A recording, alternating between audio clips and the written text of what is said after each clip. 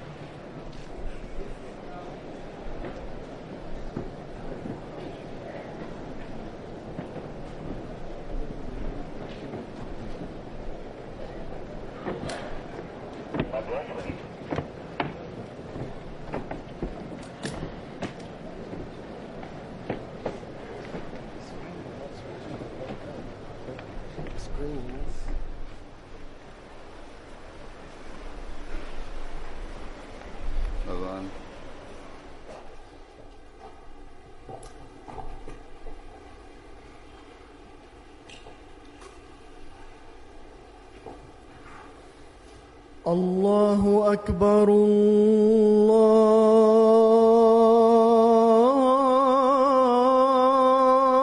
الله أكبر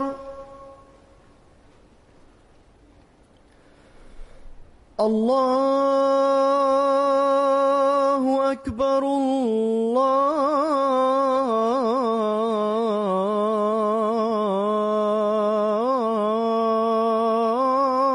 الله أكبر. أشهد أن لا إله إلا الله.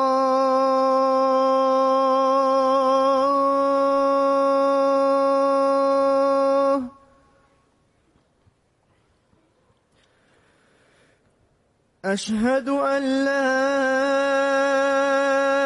إله إلا الله.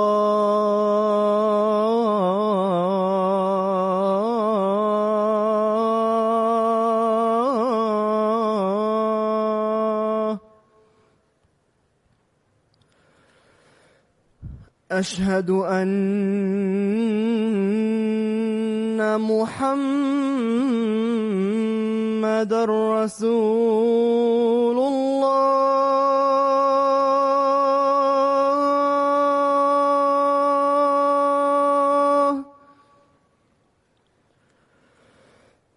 أشهد أن محمد رسول الله.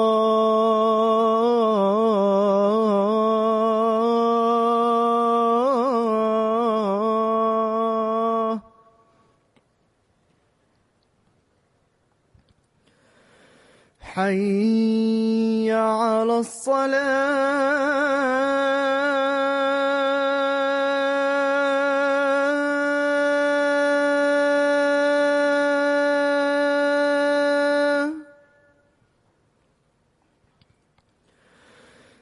حي على الصلاة.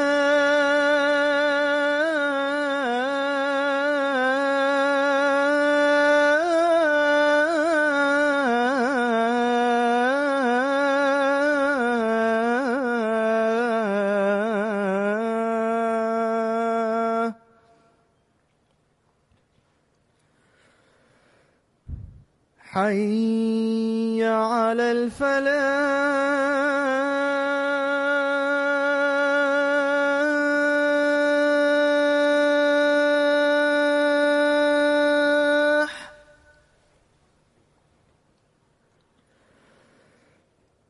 حي على الفلاح.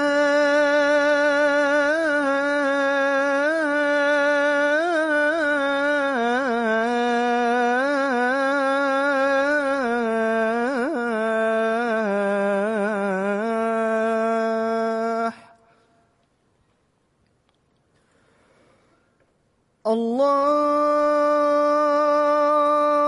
أكبر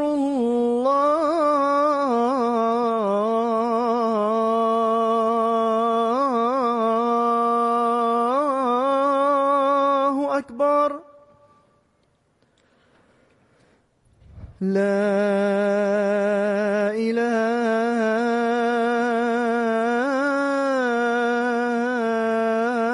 إله إلا الله.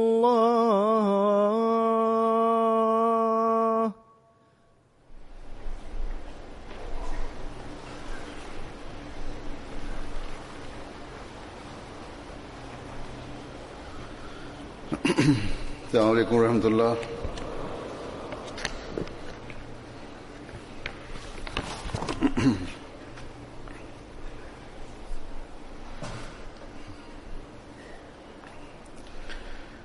أشهد أن لا إله إلا الله وحده لا شريك له وأشهد أن محمدا عبده ورسوله. أما بعد فأعوذ بالله من الشيطان الرجيم. بسم الله الرحمن الرحيم. الحمد لله رب العالمين الرحمن الرحيم مالك يوم الدين. إياك نعبد وإياك نستعين. اهدنا الصراط المستقيم صراط الذين أنعمت عليهم غير المغضوب عليهم ولا الضالين.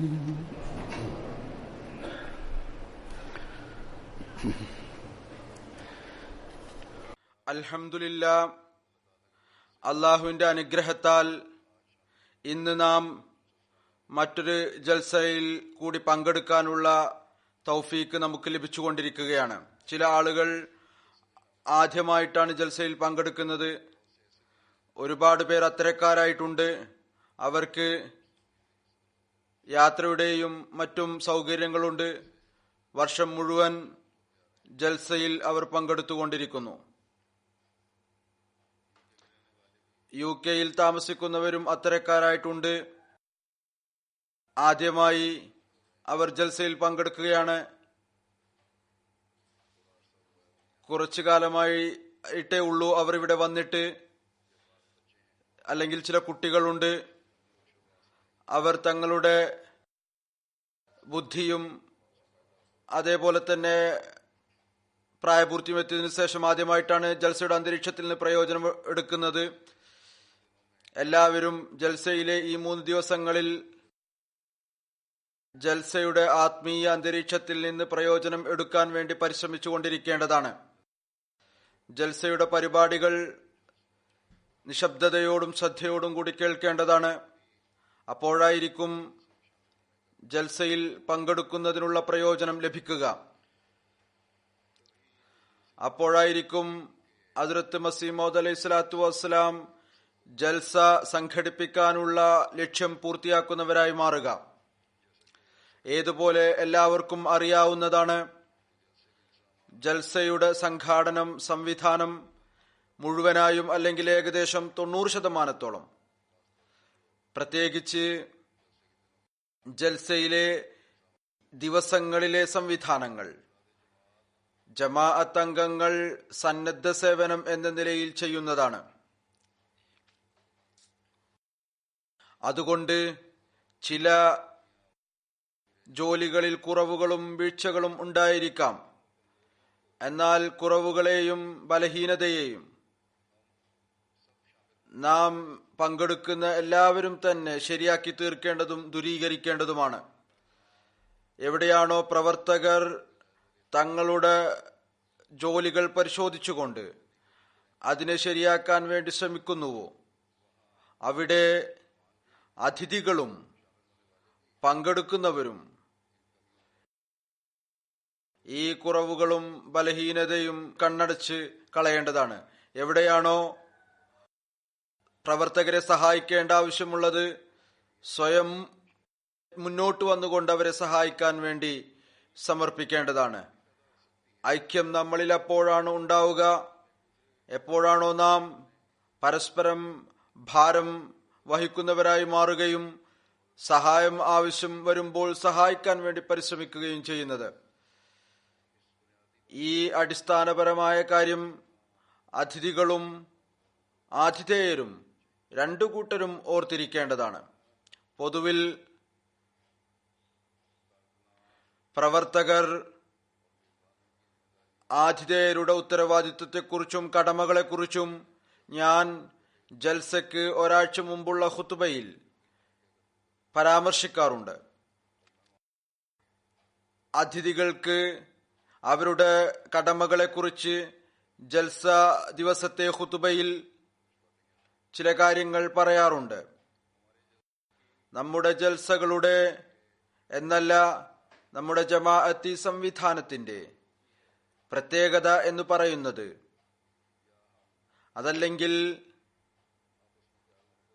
നാം പരസ്പരം സ്നേഹത്തോടുകൂടി അപ്പോഴാണ് ജീവിക്കാൻ സാധിക്കുക. ആരാണോ തങ്ങളുടെ കടമകളും അവകാശങ്ങളും ഉന്നതമായ നിലയിൽ നടത്തുന്നവരായി തീരുന്നത്, അതിനെ മനസ്സിലാക്കുന്നവരായി മാറുന്നത്. ഏതായിരുന്നാലും ഇന്ന് ഞാൻ രണ്ടു കൂട്ടരോടും ചില കാര്യങ്ങൾ പറയുന്നതായിരിക്കും.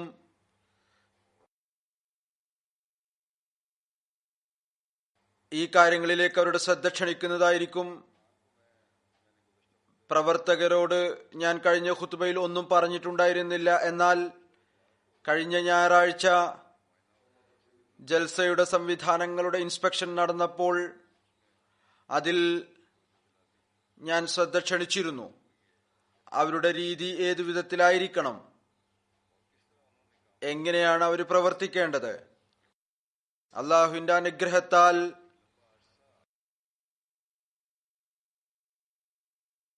ഒരു ദീർഘകാലമായി ഈ പ്രവർത്തകർ, ഇവരിൽ ഭൂരിഭാഗം പേരും എന്ന് പറയേണ്ടതാണ്, ഡ്യൂട്ടി ചെയ്തുകൊണ്ടേ ഇരിക്കുകയാണ്. അതുകൊണ്ട്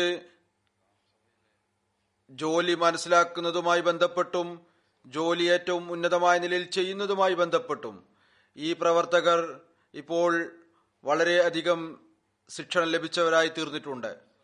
എല്ലാ വർഷവും പുതിയതായി പങ്കെടുക്കുന്ന പ്രവർത്തകർ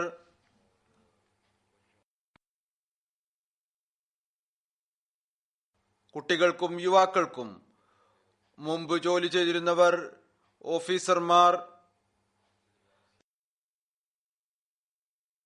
തങ്ങളുടെ അനുഭവങ്ങളിൽ നിന്ന് പ്രയോജനമെടുത്തുകൊണ്ട് അവർക്ക് ശിക്ഷണം നൽകുകയും തർബിയത്ത് നൽകുകയും ചെയ്യുന്നു.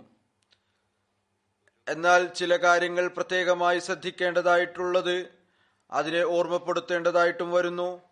അതുകൊണ്ട് ഇപ്പോൾ ഞാൻ അതിഥികളോടും ആതിഥേയരോടും ചില കാര്യങ്ങളെക്കുറിച്ച് അവരുടെ ശ്രദ്ധ ക്ഷണിക്കുന്നതായിരിക്കും. ഒന്നാമത്തെ കാര്യം പ്രവർത്തകരെ സംബന്ധിച്ചുള്ളത് ഇതാണ്: അവരെ സേവിക്കുന്നതിനു വേണ്ടി തങ്ങളെ സമർപ്പിച്ചിരിക്കുകയാണ്. അവർ ഹസ്രത്ത് മസീഹ് മൗഊദ് അലൈഹി സ്വലാത്തു വസ്സലാം ആരംഭിച്ച എന്നല്ല അള്ളാഹുവിന്റെ കൽപ്പനയാൽ മസീഹ് മൗഊദ് അലൈഹി സ്വലാത്തു വസ്സലാം ആരംഭിച്ച ജൽസയിൽ പങ്കെടുക്കാൻ വേണ്ടി വന്നവരാണ്. ഏതെങ്കിലും ഭൗതിക മേളയിൽ പങ്കെടുക്കാൻ വേണ്ടി വന്നവരല്ല. എന്നല്ല, തങ്ങളുടെ ആത്മീയവും വൈജ്ഞാനികവും സ്വഭാവപരവുമായ നിലവാരം മെച്ചപ്പെടുത്തുന്നതിനു വേണ്ടിയാണ് വന്നിരിക്കുന്നത്. ഞാൻ പ്രതീക്ഷിക്കുന്നു ഈ ചിന്തയായിരിക്കും ജൽസയിൽ പങ്കെടുക്കുന്ന ഓരോരുത്തർക്കും ഉണ്ടായിരിക്കുക. അങ്ങനെയാണ് ഉണ്ടാകേണ്ടതും. അതല്ല എങ്കിൽ അവരുടെ ജൽസയിൽ പങ്കെടുക്കുക എന്ന് പറയുന്നത് നിരർത്ഥകമാണ്. ഏതായിരുന്നാലും പ്രവർത്തകർ എപ്പോഴും ഈ കാര്യം ഓർക്കേണ്ടതാണ്. അതിഥികളുടെ രീതി ഏതു വിധത്തിലാണെങ്കിലും പ്രവർത്തിക്കുന്നവർ ഉന്നത സ്വഭാവ ഗുണങ്ങൾ പ്രകടിപ്പിച്ചുകൊണ്ട് അവരുടെ വികാരത്തെയും ചിന്തയെയും മാനിക്കേണ്ടതാണ്. അഥവാ എപ്പോഴെങ്കിലും അതിഥികൾ അല്ലെങ്കിൽ പങ്കെടുക്കുന്ന ഏതെങ്കിലും ഒരു വ്യക്തി തെറ്റായ രീതി അവലംബിക്കുകയാണെങ്കിൽ പ്രവർത്തകരുടെ ജോലിയാണ് തങ്ങളുടെ വികാരങ്ങളെ കൺട്രോൾ ചെയ്യുക എന്നുള്ളത്. ആ രീതിയിലും അതേ പ്രകാരവും അയാൾക്ക് മറുപടി നൽകരുത്. ഓരോ പ്രവർത്തകരും അള്ളാഹുവിന്റെ പ്രീതിക്ക് വേണ്ടി അതിഥികളുടെ സേവനത്തിനായി തങ്ങളെ സമർപ്പിച്ചുവെങ്കിൽ പിന്നീട് അള്ളാഹുവിനു വേണ്ടി ചില അതിഥികളുടെ തെറ്റായ രീതിയും സഹിക്കേണ്ടി വരികയാണെങ്കിൽ സഹിക്കേണ്ടതാണ്.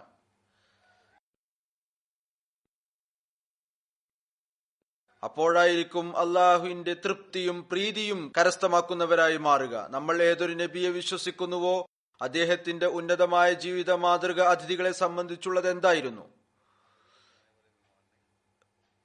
ഇടയ്ക്കിടക്ക് വരുന്ന അതിഥികളല്ല, വർഷത്തിലൊരിക്കൽ ജൽസക്ക് വേണ്ടി വരുന്ന അതിഥികളല്ല, മറിച്ച് ആ ആളുകൾ, അതായത് അതേ നഗരത്തിൽ ജീവിക്കുന്ന ആളുകൾ, ദിവസവും കണ്ടുമുട്ടുന്നവർ, അവർക്ക് എപ്പോഴെങ്കിലും അവരുടെ ദാരിദ്ര്യാവസ്ഥ കാരണം ഭക്ഷണത്തിന് വിളിച്ചാൽ അല്ലെങ്കിൽ വെറുതെ ഭക്ഷണത്തിന് വിളിച്ചാൽ അവർ ദീർഘനേരം വന്ന് ഇരുന്ന് സംസാരിക്കാൻ തുടങ്ങിയാൽ അങ്ങയുടെ വിശ്രമത്തിനും അങ്ങയുടെ പ്രവർത്തനത്തിലും അത് ബാധിക്കുമ്പോൾ അവരോടൊരിക്കലും പറയുമായിരുന്നില്ല, സമയത്തിനു മുമ്പ് വരരുത്, എനിക്ക് തിരക്കുണ്ട്, ഭക്ഷണം കഴിച്ച് പെട്ടെന്ന് പോവുക, നിങ്ങൾ ഇരിക്കുന്നത് കാരണം എനിക്ക് എന്റെ ചില ജോലികൾ ചെയ്യാൻ സാധിക്കുന്നില്ല.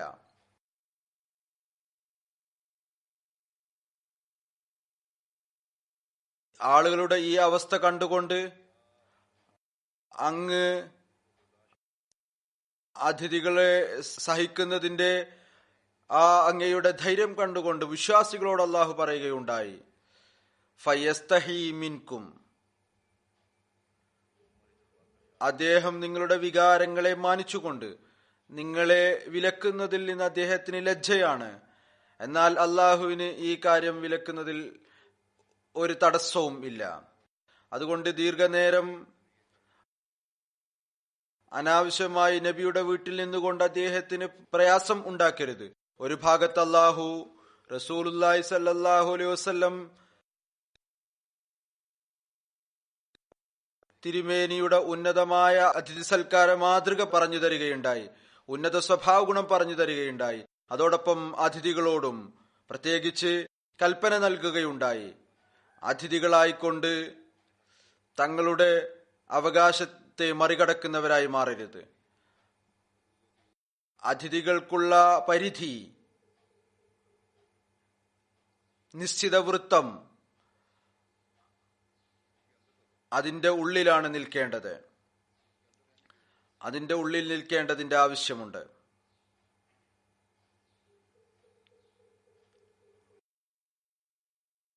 അതിഥികളും തങ്ങളുടെ അതിഥികളാണ് എന്ന കാര്യത്തിൽ അനാവശ്യമായിട്ടുള്ള പ്രയോജനമെടുക്കാൻ ശ്രമിക്കരുത്. അന്യരോടുള്ള അതിഥി സൽക്കാരത്തിന്റെ നിലവാരം എന്തായിരുന്നു? ഉന്നതമായ സഹനശക്തി, അതിന്റെ ആ നിലവാരം മനുഷ്യൻ അത്ഭുതപ്പെട്ടു പോകുന്നു, അത്ഭുത പരതന്ത്രനായി പോകുന്നു. അതിന്റെ ഉദാഹരണം നമ്മൾ കാണുന്നു. ഒരാ മുസ്ലിം വരുന്നു, അതിഥിയായിക്കൊണ്ട് അങ്ങയോട് സംസാരിക്കുന്നു, സംഭാഷണം നടത്തുന്നു. രാവിലെ എഴുന്നേറ്റ് പോകുമ്പോൾ അയാൾ കിടക്ക മലിനമാക്കി കടന്നു പോകുന്നു. അവിടുന്ന് സ്വയം അത് വൃത്തിയാക്കുന്നു. സഹാബ റിസ്വാനുല്ലാഹി അലൈഹിം പറയുന്നു, ഞങ്ങൾക്കും സേവനത്തിനുള്ള അവസരം നൽകിയാലും ഞങ്ങൾ തയ്യാറാണ്. ഹുസൂർ എന്തിനാണ് പ്രയാസം എടുക്കുന്നത്, ബുദ്ധിമുട്ടുന്നത്? അവിടുന്ന് പറയുന്നു, അവരെന്റെ അതിഥിയായിരുന്നു, അതുകൊണ്ട് ഞാൻ തന്നെ ഈ മാലിന്യം വൃത്തിയാക്കുന്നതായിരിക്കും.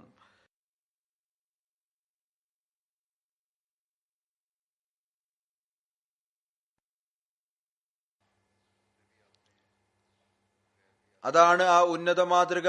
അതിന് തത്തുല്യമായി മറ്റൊന്നുമില്ല. നമ്മുടെ ജൽസയിൽ വരുന്നവർ, അന്യരും വരുന്നു, സ്വന്തക്കാരും വരുന്നു, എല്ലാവരും ഉന്നത സ്വഭാവ ഗുണങ്ങളുള്ളവരാണ്. ദീൻ പഠിക്കാൻ വേണ്ടി വരുന്നു, അതല്ലെങ്കിൽ ഇസ്ലാമിനെ കുറിച്ചോ അഹമ്മദിയത്തിനെ കുറിച്ചോ അറിയാൻ വേണ്ടി വരുന്നു. മാനുഷികമായ ബലഹീനത എല്ലാവരിലും ഉണ്ടായിരിക്കും. അഥവാ അല്പസ്വല്പം ഏറ്റക്കുറച്ചിലുകൾ ഉണ്ടായാലും, ആരിൽ നിന്നെങ്കിലും അല്പം അമിതത്വം ഉണ്ടായാലും നമുക്ക് പറയാൻ സാധിക്കുകയില്ല ഇവർ ദുസ്വഭാവികളാണ്, അല്ലെങ്കിൽ ഇവരുടെ നീയത്ത് ശരിയല്ല എന്ന്. ഇത് മാനുഷികമായ ബലഹീനതകളാണ്. അതുകൊണ്ടാണ് ചില പ്രകൃതങ്ങളിൽ ഉയർച്ചത്താഴ്ചകൾ ഉണ്ടാകുന്നത്. അതുകൊണ്ട് അല്പം അതുണ്ടായാൽ പോലും അത് സഹിക്കേണ്ടതാണ്. ഇത് തികച്ചും ശരിയാണ്. അഹമ്മദികൾ അതിഥികളാകട്ടെ, അവരാതിഥേയരാകട്ടെ, അവർ ഉന്നതമായ സ്വഭാവ ഗുണങ്ങൾ പ്രകടിപ്പിക്കേണ്ടതാണ്. എന്നാൽ ആരാണോ തങ്ങളെ ജൽസയുടെ അതിഥികളുടെ സേവനത്തിനായി സമർപ്പിച്ചിരിക്കുന്നത്, അവർ ഏറ്റവും നല്ല നിലയിൽ ഉന്നത സ്വഭാവ ഗുണം പ്രകടിപ്പിക്കേണ്ടതാണ്. അഥവാ പ്രവർത്തകരുടെ ഭാഗത്തു നിന്ന് ക്ഷമയുടെയും ഉന്നത സ്വഭാവ ഗുണത്തിന്റെയും പ്രകടനമുണ്ടായാൽ മറ്റുള്ളവർ സ്വയം ലജ്ജിതരായിത്തീരും. അതുകൊണ്ട് ഡ്യൂട്ടി ചെയ്യുന്ന ഓരോരുത്തരും ഓരോ വകുപ്പിലും എവിടെയാണോ അവർ ഡ്യൂട്ടി ചെയ്യുന്നത്, ഉന്നതമായ സ്വഭാവ ഗുണങ്ങൾ പ്രകടിപ്പിക്കുക. ഈ ദിവസങ്ങളിൽ അതിനെ വലിയ ഒരു ചാലഞ്ചായി മനസ്സിലാക്കിക്കൊണ്ട് ഉന്നത സ്വഭാവ ഗുണങ്ങൾ പ്രകടിപ്പിക്കുന്നവരായി മാറുക. അള്ളാഹു ഈ കാര്യത്തിലേക്ക് ശ്രദ്ധ ക്ഷണിച്ചുകൊണ്ട് വിശുദ്ധ ഖുർആനിൽ പറയുന്നു, ഖൂലൂ ലിന്നാസി ഹുസ്ന, ആളുകളോട് നല്ല രീതിയിലും മൃദുലതയോടും കൂടി സംസാരിക്കുക. ഇതാണ് ആ അടിസ്ഥാന കാരണം. അതാണ് കലഹം ഇല്ലാതാക്കുകയും ഉന്നത സ്വഭാവങ്ങൾ പ്രകടമാക്കുകയും ചെയ്യുന്നതിനുള്ള കാര്യം. ഈ അടിസ്ഥാന തത്വം പ്രത്യേകമായ അവസരങ്ങൾക്ക് വേണ്ടി മാത്രമുള്ളതല്ല, മറിച്ച് എല്ലായ്പ്പോഴേക്കുമാണ്. മനുഷ്യന് ഇതിന്റെ ശീലം ഉണ്ടായിത്തീർന്നാൽ കലഹങ്ങളും അതിരുകടക്കലുകളും ഉണ്ടാകുക സാധ്യമേ അല്ല. അതുകൊണ്ട് അതിഥികളും ആതിഥേയരും ഇവിടെയും എല്ലായ്പ്പോഴും അള്ളാഹുവിന്റെ ഈ കൽപ്പനയെ മുന്നിൽ വെക്കേണ്ടതാണ്. പ്രത്യേകിച്ച് ഈ ദിവസങ്ങളിൽ തീർച്ചയായും ഇതനുസരിച്ച് പ്രവർത്തിക്കുക. ഈ അന്തരീക്ഷത്തെ എല്ലാവരും ഒരുമിച്ച് കൂടിക്കൊണ്ട് സന്തോഷപ്രദമുള്ളതാക്കി തീർക്കേണ്ടതാണ്. കാരണം ഏതൊരു ലക്ഷ്യത്തിനു വേണ്ടിയാണോ നമ്മളിവിടെ ഒരുമിച്ച് കൂടിയിരിക്കുന്നത്, അത് പൂർത്തിയാക്കുന്നതിനു വേണ്ടി. അതാണ് തങ്ങളുടെ സ്വഭാവപരവും ആത്മീയവുമായ അവസ്ഥയെ മെച്ചപ്പെടുത്തുക.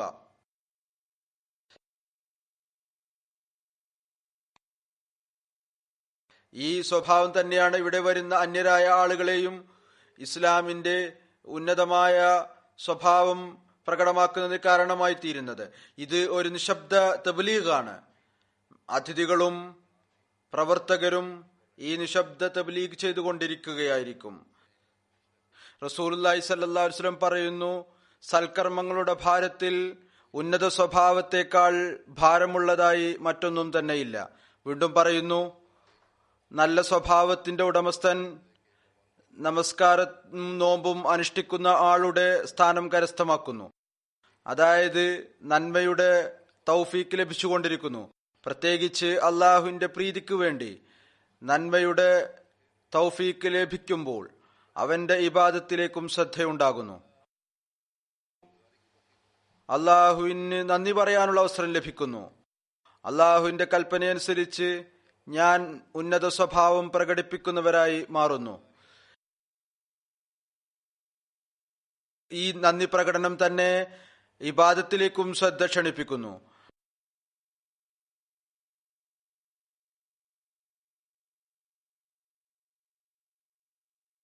അങ്ങനെ ഉന്നതമായ നിലവാരത്തിലുള്ള നന്മകൾ നിർവഹിക്കുവാനുള്ള തൗഫീക്ക് നൽകിക്കൊണ്ടിരിക്കുന്നു.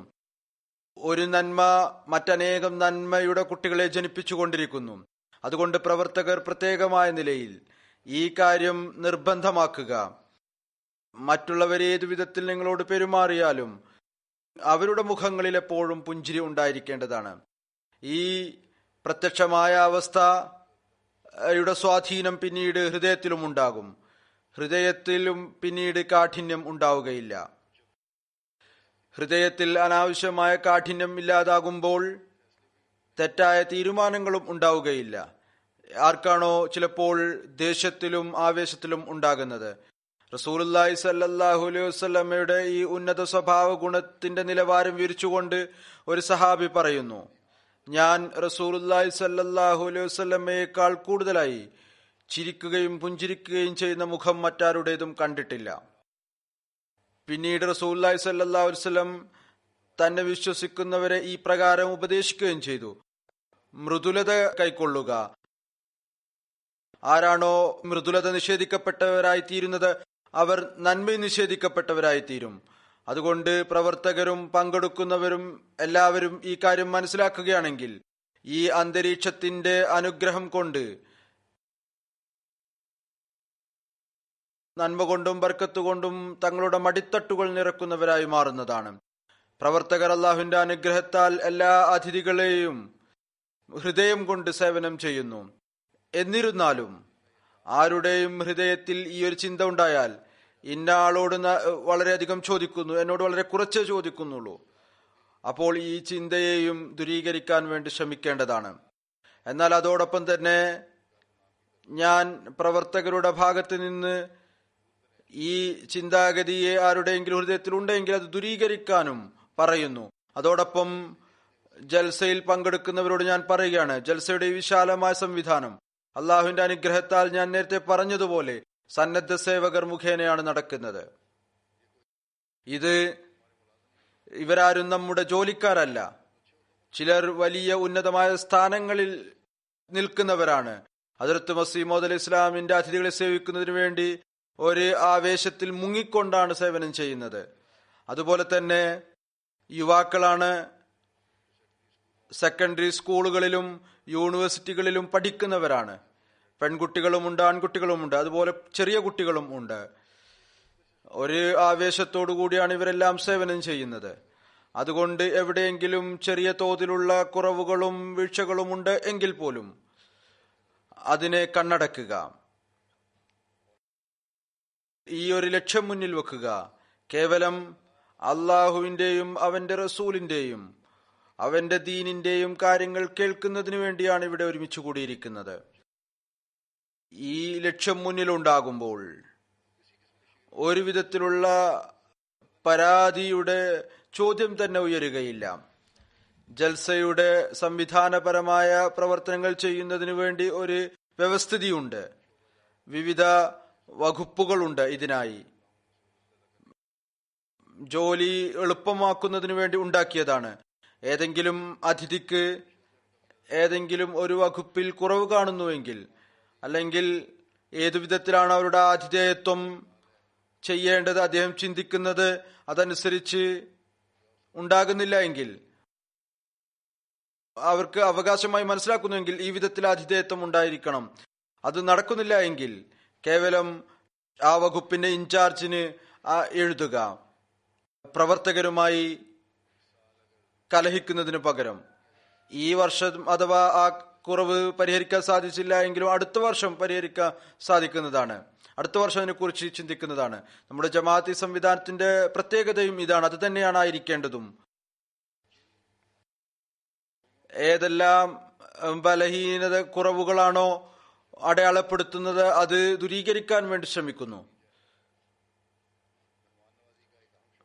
അതിഥി സൽക്കാരത്തിന്റെ സുപ്രധാനമായ ഒരു വകുപ്പ് എന്ന് പറയുന്നത് ഭക്ഷണം പാകം ചെയ്യുന്നതാണ്.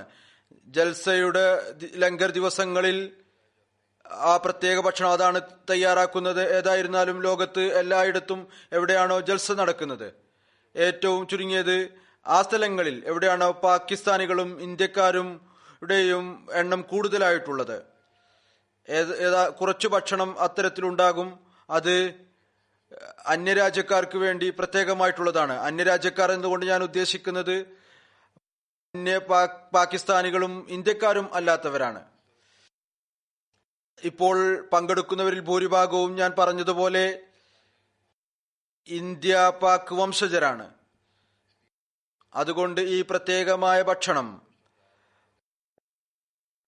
ഉരുളക്കിഴങ്ങും മാംസവും അതുപോലെ തന്നെ പരിപ്പ് കറിയും ലങ്കറിൽ തയ്യാറാക്കുന്നു. എന്നാൽ പാകം ചെയ്യുന്നവർ ഈ കാര്യം പരിഗണിക്കുക. ഭക്ഷണം നമ്മുടെ ഇഷ്ടത്തിനനുസരിച്ചാണ് അവർക്ക് നൽകുക. എന്നിരുന്നാലും പാകം ചെയ്യുന്നവർ ഈ കാര്യം മനസ്സിൽ വെക്കുക. ഭക്ഷണം നല്ലപോലെ പാകം ചെയ്യണം. പ്രത്യേകിച്ച് മാംസം നല്ലപോലെ പാകം ചെയ്യണം. എനിക്കറിയാൻ സാധിച്ചു, ഇന്നലെ മാംസം നല്ലപോലെ വെന്തിട്ടുണ്ടായിരുന്നില്ല. ഇന്നലെ കുറച്ച് അതിഥികളാണ് ഉണ്ടായിരുന്നത്, അതുകൊണ്ട് കൂടുതൽ പരാതി വന്നിട്ടുണ്ടായിരിക്കുകയില്ല. എന്നാൽ ഇന്നും അതേ അവസ്ഥയാണ് എങ്കിൽ സംഘാടകർ ഇതിനെക്കുറിച്ച് വളരെ സീരിയസ് ആയി ചിന്തിക്കേണ്ടതാണ്. അഥവാ മാംസത്തിന്റെ ക്വാളിറ്റി നല്ലതല്ല എങ്കിൽ സംഘാടകർ പെട്ടെന്ന് തന്നെ അതിനുള്ള നടപടിയെടുക്കേണ്ടതാണ്. നല്ല ക്വാളിറ്റിയുള്ള മാംസം ലഭിക്കുന്നതിനു വേണ്ടി ഞാൻ പ്രതീക്ഷിക്കുന്നു അതിഥികൾ ഈ കാര്യത്തെക്കുറിച്ച് പരാതി പറയുകയില്ല. എന്നാൽ അങ്ങനെ പരാതി പറഞ്ഞാൽ അത് അവർക്ക് അനുവദനീയമായ പരാതിയാണ്. എന്നാൽ ആ പരാതി കോപത്തിൽ മുങ്ങിക്കൊണ്ട് നടത്താതിരിക്കുക, മറിച്ച് സ്നേഹത്തോടുകൂടി സംഘാടകരെ ഓർമ്മപ്പെടുത്തുക. ഈ ഒരു കുറവുണ്ട്, അത് പരിഹരിക്കാൻ ശ്രമിക്കുക. അങ്ങനെ ഭക്ഷണവും പാഴായി പോകും. അതും നമ്മോട് സംരക്ഷിക്കാൻ വേണ്ടി കൽപ്പിച്ചിട്ടുണ്ട്. ജൽസയിൽ പങ്കെടുക്കുന്നവർ ഈ കാര്യത്തിലേക്കും ശ്രദ്ധിക്കേണ്ടതാണ്. റസൂലുള്ളാഹി സ്വല്ലല്ലാഹു അലൈഹി വസല്ലം പറയുകയുണ്ടായി, ഇസ്ലാമിന്റെ ഉന്നതമായൊരു സ്വഭാവ ഗുണം ഇതാണ്: വിശ്വാസി നിരർത്ഥകമായ കാര്യങ്ങൾ ഉപേക്ഷിക്കുന്നു, സംസാരം ഉപേക്ഷിക്കുന്നു. ഈ ജൽസ ഹദ്റത്ത് മസീഹ് മൗഊദ് അലൈഹി സ്വലാത്തു വസ്സലാം പ്രത്യേകമായ ദൈവീക ജൽസയായി നിശ്ചയിച്ചിരിക്കുന്നു. ഇതിൽ നിന്ന് എല്ലാവിധത്തിലുള്ള നിരർത്ഥക സംസാരത്തിൽ നിന്നും സമയം പാഴാക്കുന്നതിൽ നിന്നും വിട്ടുനിൽക്കേണ്ടതാണ്.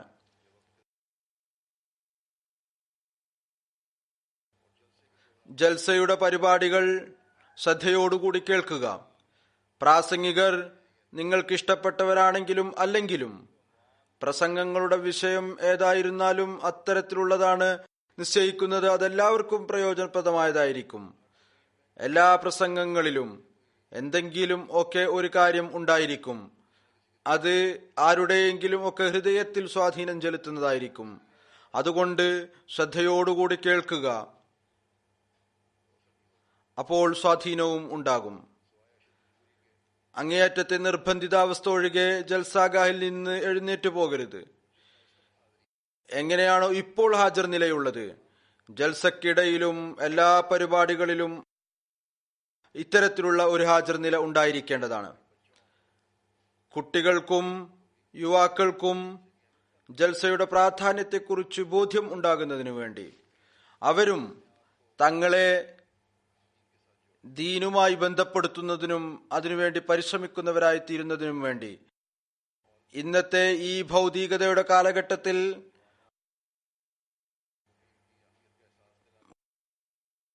കുട്ടികൾക്കും യുവാക്കൾക്കും ദീനിന്റെ പ്രാധാന്യം ബോധ്യപ്പെടുത്തുകയും ദീനുമായി അവരെ ബന്ധിപ്പിക്കുകയും ചെയ്യുക എന്നുള്ളത് മാതാപിതാക്കളുടെ വലിയ ജോലിയാണ്.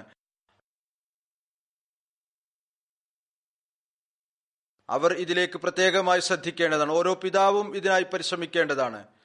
അള്ളാഹു എല്ലാവർക്കും ഇതിനുള്ള തൗഫീഖും നൽകുമാറാകട്ടെ. തർബിയത്തുമായി ബന്ധപ്പെട്ടുകൊണ്ട്, ദീനുമായി ബന്ധിപ്പിക്കുന്നതുമായി ബന്ധപ്പെട്ടുകൊണ്ട് ഏറ്റവും സുപ്രധാനമായ കാര്യം ഇബാദത്താണ്. ഇതിനായി നമ്മളിൽ 5 നേര നമസ്കാരം നിർബന്ധമാക്കപ്പെട്ടിരിക്കുന്നു. ജൽസയുടെ പരിപാടികളിലും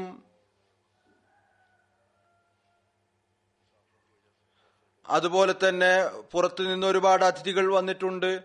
അതുകൊണ്ട് നമസ്കാരം ഇപ്പോൾ ജമ്മാക്കി നമസ്കരിക്കുന്നു. ഇതും കൃത്യനിഷ്ഠയോടുകൂടി അനുഷ്ഠിക്കേണ്ടതാണ്. സ്വയവും അനുഷ്ഠിക്കുക, കുട്ടികളെയും നമസ്കാരത്തിന്റെ സമയത്ത് ഇവിടെ ഹദീഖത്തുൽ മഹദിയിലാണെങ്കിൽ കൂടെ കൊണ്ടുവരിക.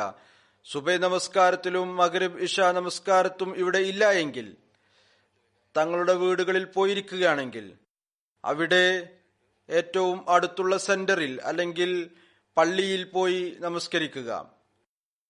വീട് പള്ളിയിൽ നിന്ന് സെന്ററിൽ നിന്ന് ദൂരത്തിലാണെങ്കിൽ വീടുകളിൽ ജമാഅത്തായി നമസ്കരിക്കുവാനുള്ള സംവിധാനം ഉണ്ടായിരിക്കേണ്ടതാണ്. അതുപോലെ തന്നെ പ്രവർത്തകർ നമസ്കാര സമയത്ത് ഫ്രീ ആയിട്ടുള്ളവർ അവർ ഇവിടെ വന്ന് ജമാഅത്തായി നമസ്കരിക്കുക. ഡ്യൂട്ടിയിലുള്ളവർ തങ്ങളുടെ ഡ്യൂട്ടി അവസാനിപ്പിച്ച് ഏറ്റവും ആദ്യം നമസ്കരിക്കുക. ഡ്യൂട്ടി ഏർപ്പെടുത്തുന്നവർ, സംഘാടകർ, അതല്ലെങ്കിൽ അവരുടെ ഇൻചാർജ്, അവരും ഈ കാര്യം ചിന്തിക്കേണ്ടതാണ്. ഡ്യൂട്ടിയും നമസ്കാരത്തിന്റെ സമയത്തെ മുന്നിൽ വെച്ചുകൊണ്ടാണ് നിശ്ചയിക്കേണ്ടത്. അതല്ലാതെ ഡ്യൂട്ടി കാരണം നമസ്കാരത്തിന്റെ സമയം കടന്നു പോകരുത്. അത്തരത്തിൽ ഷിഫ്റ്റ് ആയിരിക്കണം.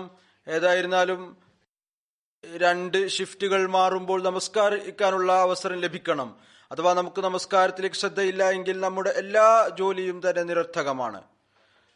സംഘാടനപരമായി ചില കാര്യങ്ങൾ കൂടുതൽ ഞാൻ പറയാൻ ആഗ്രഹിക്കുന്നു.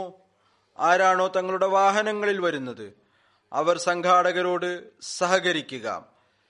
എവിടെ ഏതു പ്രകാരം അവരോട് വണ്ടി പാർക്ക് ചെയ്യാൻ വേണ്ടി പറയുന്നുവോ അതുപോലെ ചെയ്യുക. പാർക്കിംഗ് ചില സമയത്ത് പ്രശ്നങ്ങൾ ഉണ്ടാക്കുന്നു. ചിലർ ശാഠ്യം പിടിക്കുന്നു, തങ്ങളുടെ ഇഷ്ടം അനുസരിച്ച് പാർക്ക് ചെയ്യാൻ വേണ്ടി പ്രവർത്തകരോട് കലഹിക്കുന്നു. ഇത് മുഖേന സംവിധാനം മോശമായി തീരുന്നു. ചില സമയത്ത് ഈ കാര്യങ്ങൾ റിസ്കിനുള്ള കാരണമായി തീരുകയും ചെയ്യുന്നു. ചില പ്രയാസങ്ങളും ഉണ്ടാകുന്നു, ചിലപ്പോൾ അപകടവും ഉണ്ടാകാം. അതുപോലെ തന്നെ ജൽസയുടെ ഇവിടെ ജൽസാഗാഹ് കൂടാതെ മസ്ജിദ് ഫദലിൽ നമസ്കരിക്കാൻ വേണ്ടി വരുന്നവർ പ്രവർത്തകരോട് ഈ കാര്യത്തിൽ ഞാൻ ഞായറാഴ്ച പറഞ്ഞിരുന്നു, ഇതിനെ സംബന്ധിച്ച് ഡ്യൂട്ടി ചെയ്യുക. എന്നാൽ വരുന്നവർ, പങ്കെടുക്കുന്നവർ, അതിഥികൾ, ആ പ്രദേശത്തു നമസ്കരിക്കുന്നവർ അവരും ഓർത്തിരിക്കേണ്ടതാണ്. മസ്ജിദ് ഫദലിൽ നമസ്കരിക്കാനായി വരുന്നവർ തങ്ങളുടെ കാറുകൾ ആ സ്ഥലങ്ങളിൽ നിർത്തുക. അത് അയൽവാസികളുടെ വീടുകൾക്ക് തടസ്സമുണ്ടാകുന്ന വിധത്തിലാകരുത്. അവരുടെ വീട്ടിലേക്കുള്ള വഴി തടസ്സപ്പെടുത്തരുത്, അവർക്ക് പ്രയാസമുണ്ടാകരുത്. നമ്മുടെ അയൽവാസികൾ, ഞാൻ പ്രവർത്തകരോട് ഞായറാഴ്ച പറഞ്ഞിരുന്നു, നമ്മുടെ അതിഥികൾ ഈ പരാതി പറയുന്നു, നിങ്ങൾ നിങ്ങളുടെ കാറുകൾ ഞങ്ങളുടെ വീടിന്റെ മുമ്പിൽ ഈ വിധത്തിൽ പാർക്ക് ചെയ്യുന്നു, ഞങ്ങളുടെ വഴികൾ അടഞ്ഞു പോകുന്നു, ഞങ്ങൾക്ക് ഞങ്ങളുടെ കാറുകൾ പുറത്തെടുക്കാൻ സാധിക്കുന്നില്ല, അകത്ത് കൊണ്ടുവരാനും സാധിക്കുന്നില്ല. ചിലർ ഇത്രമാത്രം കാര്യങ്ങൾ പ്രകടിപ്പിക്കുകയുണ്ടായി. നിങ്ങൾ പറയുകയുണ്ടായി, ഖിലാഫത്ത് ഞങ്ങൾക്ക് മാർഗദർശനം നൽകുന്നു, ഞങ്ങൾക്ക് ഖിലാഫത്തുമായി ബന്ധമുണ്ട്, അതുകൊണ്ട് ഈ സമ്മാനം നൽകുന്നതിന് വേണ്ടിയാണ് ഞങ്ങൾ വരുന്നത്, അല്ലെങ്കിൽ ജൽസയിൽ ബന്ധം സ്ഥാപിക്കാൻ വേണ്ടിയാണ് വരുന്നത്. ഖിലാഫത്തിനെ കുറിച്ച് വലിയ കാര്യങ്ങൾ നിങ്ങൾ പറയുന്നു. ഒന്നുകിൽ നിങ്ങളുടെ ഖലീഫ അതിൽ അയൽവാസികളുടെ കടമകളെ കുറിച്ച് നിങ്ങളോട് പറയുന്നില്ല, അല്ലെങ്കിൽ അദ്ദേഹം പറയുന്നത് നിങ്ങൾ അംഗീകരിക്കുന്നില്ല. ഇത് അത്തരത്തിലുള്ള ഒരു കാര്യമാണ്. ഓരോരുത്തരെ സംബന്ധിച്ചും ലജ്ജാകരമാണ് അന്യർ നമ്മെക്കുറിച്ച് ഇത്തരത്തിൽ പ്രകടിപ്പിക്കുന്നത്. എനിക്ക് ഏതായിരുന്നാലും ഈ കാര്യം വളരെയധികം എന്നെ ലജ്ജിപ്പിക്കുകയുണ്ടായി. പറഞ്ഞ കാര്യവും ശരിയാണ്. അഥവാ നമ്മൾ തടസ്സപ്പെടുത്തുന്നുവെങ്കിൽ ഈ 2 കാര്യം തന്നെ ആകാനാണ് സാധ്യത.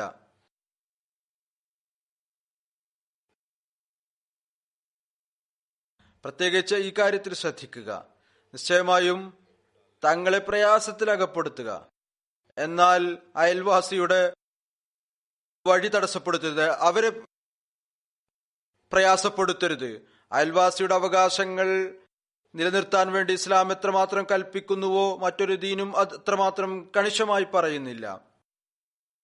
എന്നിരുന്നിട്ടും അഥവാ നമ്മളിൽ ചിലർ ഇതനുസരിച്ച് പ്രവർത്തിക്കുന്നില്ല എങ്കിൽ അത് ലജ്ജാകരമാണ്. അവർ പാപിയാണ്. പ്രത്യേകിച്ച് അവരോട് ഞാൻ പറയുന്നു, ആരാണോ ലണ്ടന് പുറത്തു നിന്ന് വന്നിരിക്കുന്നത്, യൂറോപ്പിൽ നിന്ന് വരുന്നവർ, ജർമ്മനിയിൽ നിന്നും മറ്റും വന്നിരിക്കുന്നവർ, അവർ തങ്ങളുടെ കാറുകളിൽ വരുന്നു. അവർ ഈ കാര്യത്തെക്കുറിച്ച് പ്രത്യേകം ചിന്തിക്കുക. ചിലർ അതിനെക്കുറിച്ച് ചിന്തിക്കാറില്ല. എന്നോട് പറയുകയുണ്ടായി, ഡ്യൂട്ടിയിൽ നിന്ന ചില യുവാക്കൾ അവരെ ഈ കാര്യത്തിൽ ശ്രദ്ധ ക്ഷണിച്ചപ്പോൾ അവർ അവരോടും തെറ്റായ രീതി അവലംബിച്ചു. ഒന്ന്, തെറ്റായ രീതിയിൽ പാർക്ക് ചെയ്തുകൊണ്ട് അക്രമം ചെയ്യുന്നു, അയൽവാസിയുടെ അവകാശ ധ്വംസനം നടത്തുന്നു. പിന്നീട് ഈ രീതിയിലൂടെ കുട്ടികളുടെയും യുവാക്കളുടെയും ഹൃദയത്തിൽ വലിയവരെ കുറിച്ചുള്ള ആദരവും ബഹുമാനവും ഇല്ലായ്മ ചെയ്യുന്നു. അപ്പോൾ പിന്നെ കുട്ടികളും അതുപോലെ തന്നെ മറുപടി പറയും. പിന്നീട് ദുസ്വഭാവവും ഉണ്ടാകും. എന്തിനാണ് അവരെ പരീക്ഷണത്തിൽ അകപ്പെടുത്തുന്നത്? അത്തരത്തിൽ സ്വഭാവം കാണിക്കുന്നവർ ജൽസക്ക് ചിലവഴിച്ചുകൊണ്ട് യാത്ര ചെയ്തുകൊണ്ട് വരുന്നത് നിരർത്ഥകമാണ്, നിഷ്പ്രയോജനമാണ്. അതിനേക്കാൾ നല്ലത് അവർ വരാതിരിക്കുന്നതാണ്. നഷ്ടമുണ്ടാക്കുന്നു എന്ന് മാത്രമല്ല, അള്ളാഹുവിന്റെ കൽപ്പനകളെ ലംഘിച്ചുകൊണ്ട്, എന്നല്ല കുട്ടികളുടെ തർബീയത്തിനെയും മോശമാക്കിക്കൊണ്ടിരിക്കുകയാണ്, ഞാൻ പറഞ്ഞതുപോലെ. അതുകൊണ്ട് ഭാവിയിൽ ഈ കാര്യത്തെ പ്രത്യേകമായി ശ്രദ്ധിക്കുക.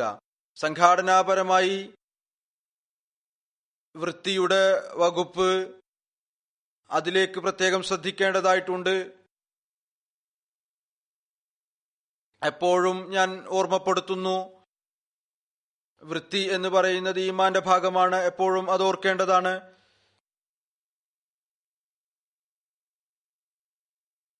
അതിഥികളും ബാത്റൂം ഉപയോഗിക്കുമ്പോൾ, ടോയ്ലറ്റ് ഉപയോഗിക്കുമ്പോൾ വൃത്തിയാക്കി അതിനെ ഉണക്കി തിരിച്ചു വരിക. ചിലർ പരാതി പറയുന്നു, ഇത്രമാത്രം വെള്ളം കെട്ടിക്കിടക്കും, മറ്റുള്ളവർക്ക് അതിൽ പോകാൻ സാധിക്കുകയില്ല. പ്രവർത്തകരുടെ ജോലിയാണിത്. എന്നാൽ ഈ ജോലി പ്രവർത്തകരിൽ മാത്രം വെക്കാതിരിക്കുക, സ്വയവും ഈ കാര്യത്തിൽ അവരെ സഹായിക്കുന്നവരായി മാറുക. അതുപോലെ തന്നെ വഴിയിലും റോഡിലും ഗ്ലാസോ അതല്ലെങ്കിൽ മൈതാനത്തോ ഗ്ലാസോ ടിന്നോ കവറോ മറ്റോ കാണുകയാണെങ്കിൽ അത് എടുത്തുകൊണ്ട് ഡസ്റ്റ്ബിന്നിൽ ഇടുക. ഇന്ന് മറ്റൊരു കാര്യം കൂടി നിർബന്ധമായി പറയേണ്ടതാണ്. ഇപ്പോൾ മഴ ഇല്ലാത്തത് കാരണം പുല്ലെല്ലാം തന്നെ വരണ്ടുണങ്ങിക്കിടക്കുകയാണ്. അതിന് തീപിടിക്കാനുള്ള സാധ്യതയുണ്ട്. അതിനെ അരിഞ്ഞുകൊണ്ട് സുരക്ഷിതമാക്കാനുള്ള സംവിധാനം ഉണ്ടാക്കിയിട്ടുണ്ട്, ശ്രമിച്ചിട്ടുണ്ട്. എന്നിരുന്നാലും ചില അപകടം ഉണ്ടാകാൻ സാധ്യതയുണ്ട്. അതുകൊണ്ട് സൂക്ഷ്മത കൈക്കൊള്ളേണ്ടതാണ്. അതുകൊണ്ട് ഡ്യൂട്ടി ചെയ്യുന്നവർ, അതുപോലെ തന്നെ അതിഥികളും ഈ കാര്യം പ്രത്യേകമായി നില ശ്രദ്ധിക്കുക. തീപിടിക്കുന്ന ഒരു വസ്തുവും താഴേക്ക് എറിയരുത്. അതുപോലെ ആർക്കെങ്കിലും, ഇതൊരു യാഥാർത്ഥ്യമാണ്, ഈ ഒരു യാഥാർത്ഥ്യം വിവരിക്കുക തന്നെ ചെയ്യേണ്ടതാണ്. ആ ന്യൂനത ഇല്ലാതാകുന്നതിനു വേണ്ടി ആർക്കെങ്കിലും സിഗരറ്റ് വലിക്കുന്ന ശീലമുണ്ടെങ്കിൽ അവർക്ക് ഹദീഖത്തുൽ മഹദിയുടെ പുറത്തുപോയി അവർ സിഗരറ്റ് വലിക്കേണ്ടതാണ്. എന്നാൽ ഇതിൽ നിന്ന് ഇങ്ങനെ മനസ്സിലാക്കരുത്, ഞാൻ സിഗരറ്റ് വലിക്കാനുള്ള അനുവാദം നൽകി, അത് ഞാൻ മോശമായി വിചാരിക്കുന്നില്ല. ഇത് തീർച്ചയായും ഒരു തിന്മയാണ്. ഇതിൽ നിന്ന് ദൂരപ്പെടാൻ വേണ്ടി, വിട്ടുനിൽക്കാൻ വേണ്ടി പരിശ്രമിക്കേണ്ടതാണ്. ഹദ്റത്ത് മസീഹ് മൗഊദ് അലൈഹി സ്വലാത്തു വസ്സലാം ഇതിനെ ഹറാമാണെന്ന് പറഞ്ഞിട്ടില്ല, എന്നാൽ അതിനെ ഇഷ്ടപ്പെടുകയും ചെയ്തിട്ടില്ല. എന്നല്ല, അനിഷ്ടം പ്രകടിപ്പിക്കുകയും ചെയ്തിട്ടുണ്ട്. ചില അവസരങ്ങളിൽ അതിൽ നിന്ന് വിട്ടുനിൽക്കാൻ വേണ്ടി ഉപദേശിക്കുകയും ചെയ്തിട്ടുണ്ട്. ഇതിൽ ലഹരി ഉണ്ടാക്കുന്ന വസ്തുക്കൾ യുവാക്കൾ ഇടുന്നു. തെറ്റായ സമൂഹങ്ങളിൽ ഇരുന്നു കൊണ്ട്, അതേതായിരുന്നാലും തെറ്റാണ്, വിലക്കപ്പെട്ടതാണ്, പാപമാണ്. പിന്നീട് സുരക്ഷയുമായി ബന്ധപ്പെട്ടുകൊണ്ട് നിങ്ങളുടെ അന്തരീക്ഷം എപ്പോഴും വീക്ഷിച്ചുകൊണ്ടിരിക്കുക. ജൽസയുടെ ഉള്ളിലും പുറത്തും ഏതെങ്കിലും കുഴപ്പമുണ്ടാക്കുന്ന ആളുകൾ എന്തെങ്കിലും വിധത്തിൽ കുഴപ്പമുണ്ടാക്കാൻ സാധ്യതയുണ്ട്. അതിനെക്കുറിച്ച് വീക്ഷിച്ചുകൊണ്ടിരിക്കേണ്ടതാണ്. എന്തെങ്കിലും സംശയാസ്പദമായ വസ്തു കാണുകയാണെങ്കിൽ, അല്ലെങ്കിൽ ആരുടെയെങ്കിലും പ്രവർത്തനങ്ങൾ സംശയാസ്പദമായി തോന്നുകയാണെങ്കിൽ ഉടനെ തന്നെ സംഘാടകരെ, ഏറ്റവും അടുത്തു നിൽക്കുന്ന, ഡ്യൂട്ടിയിൽ നിൽക്കുന്നവരെ അറിയിക്കുക. സ്ത്രീകളും ഈ കാര്യം പ്രത്യേകമായ നിലയിൽ ശ്രദ്ധിക്കുക. ഒരു സ്ത്രീയും തന്നെ മുഖം മറച്ചുകൊണ്ട് അല്ലെങ്കിൽ നിക്കാബ് ധരിച്ചുകൊണ്ട് ജൽസാഗാഹിൽ വരരുത്. ഗേറ്റിൽ സ്കാനിങ്ങും മറ്റും ശരിയായ രീതിയിൽ ഉണ്ടായിരിക്കണം. അവരുടെ മുഖം നോക്കിക്കൊണ്ട് ജൽസാഗാഹിൽ പ്രവേശിപ്പിക്കുക. ജൽസാഗാഹിലും മുഖം നഗ്നമായിരിക്കണം. സ്കാനിങ്ങിനായി പ്രത്യേകമായ സംവിധാനം ഉള്ളതുകൊണ്ട് അഥവാ ദൈർഘ്യം ഏറുകയാണെങ്കിൽ, അതിഥികൾ അല്പനേരം കാത്തിരിക്കേണ്ടി വരികയാണെങ്കിൽ ആ പ്രയാസം സഹിക്കുക. സുരക്ഷയും സെക്യൂരിറ്റിയും ഏതായിരുന്നാലും ഏറ്റവും സുപ്രധാനമാണ്.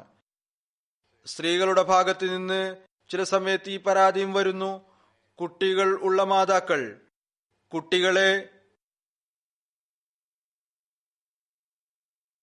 കുട്ടികൾ ഉണ്ടാക്കുന്ന ശബ്ദം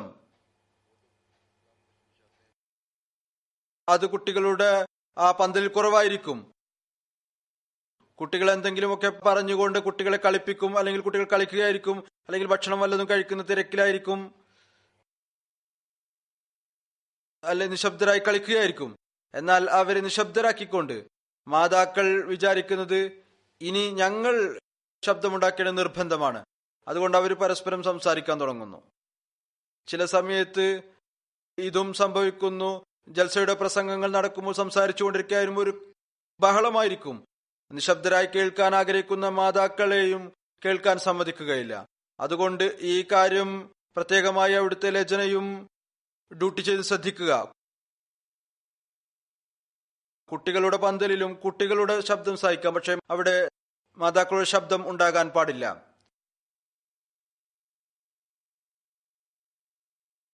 അതുപോലെ തന്നെ ഇതും ഒരു പരാതിയാണ് സ്ത്രീകളുടെ ഭാഗത്ത് നിന്ന്. ചില സ്ത്രീകൾ മെയിൻ പന്തലിൽ പ്രസംഗത്തിനിടയിൽ വെറുതെ സംസാരിച്ചുകൊണ്ടിരിക്കുന്നു. നിശബ്ദത പാലിക്കാൻ പറയുന്ന പെൺകുട്ടികളോട് തെറ്റായ രീതിയിൽ സംസാരിക്കുന്നു, തെറ്റായ മറുപടി നൽകുന്നു. അത് ഒരു വിധത്തിലും ഉചിതമായ കാര്യമല്ല. അല്ലാഹു എല്ലാവർക്കും ജൽസയിൽ നിന്ന് കൂടുതലായി പ്രയോജനം എടുക്കുവാനുള്ള തൗഫീക്ക് നൽകുമാറാകട്ടെ. തങ്ങളുടെ ഈ എല്ലാ കാര്യങ്ങളും നിർദ്ദേശങ്ങളും അനുസരിച്ച് പ്രവർത്തിക്കാനുള്ള തൗഫീക്ക് നൽകുമാറാകട്ടെ. എന്തൊന്നാണോ ഞാൻ പറഞ്ഞത് അല്ലെങ്കിൽ നിങ്ങളുടെ പ്രോഗ്രാമുകളിൽ എഴുതിയിട്ടുള്ളത്, ഏതായിരുന്നാലും ഒരു കാര്യം ഓർക്കുക, ഈ എല്ലാ നിർദ്ദേശങ്ങളെക്കാൾ മുകളിലായി ഒരു കാര്യമുണ്ട്. അത് എല്ലാവർക്കും നിർബന്ധമാണ്, അത്യാവശ്യമാണ്. അത് ദുആയാണ്. ജൽസയുടെ വിജയത്തിനായി പ്രത്യേകിച്ച് ദുആ ചെയ്തുകൊണ്ടിരിക്കുക. അള്ളാഹു കേവലം അവന്റെ അനുഗ്രഹം കൊണ്ട് മാത്രം ജൽസയെ എല്ലാവിധത്തിലും അനുഗ്രഹിക്കുമാറാകട്ടെ. എല്ലാ ഷർറിൽ നിന്നും സുരക്ഷിതമാക്കി വെക്കട്ടെ. നമ്മൾ എല്ലാവരും അനുഗ്രഹം കരസ്ഥമാക്കുന്നവരായി മാറട്ടെ. ഏതൊന്നിനു വേണ്ടിയാണോ നാം ഇവിടെ ഒരുമിച്ച് കൂടിയിരിക്കുന്നത്.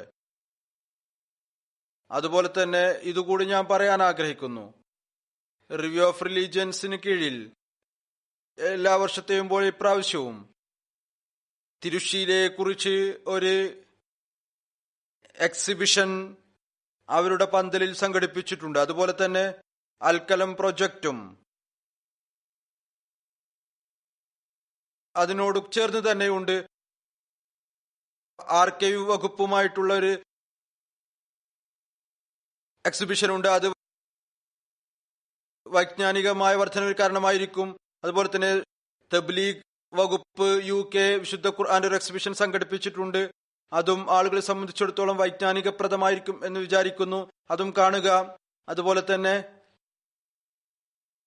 ഇന്ന് 2 വെബ്സൈറ്റ് ട്രൂ ഇസ്ലാം, റാഷണൽ റിലീജിയൻ ലോഞ്ച് ചെയ്യുന്നതായിരിക്കും.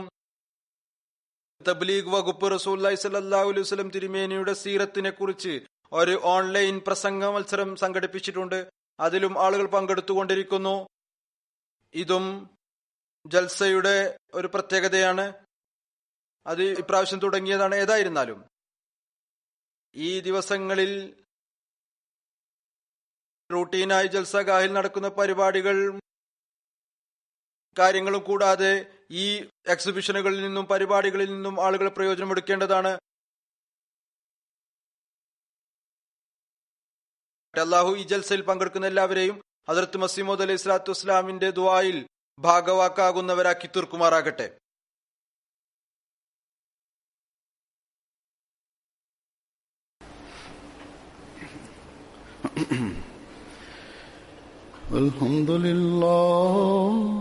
Alhamdulillah nahmaduhu wa nasta'inuhu wa nastaghfiruhu wa nu'minu bihi wa natawakkalu alayhi wa na'udhu billahi min shururi anfusina wa min sayyiati a'malina. من يهده الله فلا مضل له ومن يضلل فلا هادي له ونشهد أن لا إله إلا الله ونشهد أن محمدا عبده ورسوله. عباد الله رحمكم الله إن الله يأمر بالعدل والإحسان وإيتاء ذي القربى وينهى عن الفحشاء والمنكر والبغي يعظكم لعلكم تذكرون. اذكروا الله يذكركم وادعوه يستجب لكم ولذكر الله أكبر.